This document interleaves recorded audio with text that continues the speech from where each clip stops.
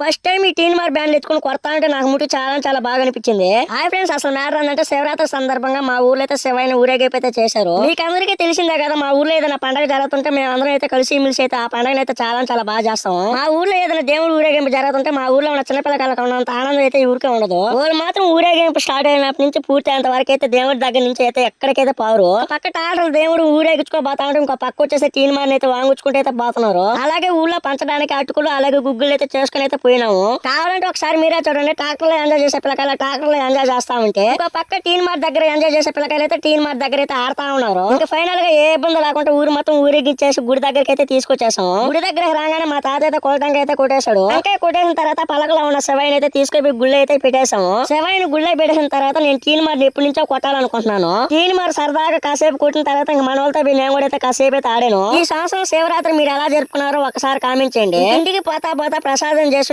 ప్రసాదం తినేసి ఇలా అయితే మా శివరాత్రి అయితే జరుపుకున్నాం.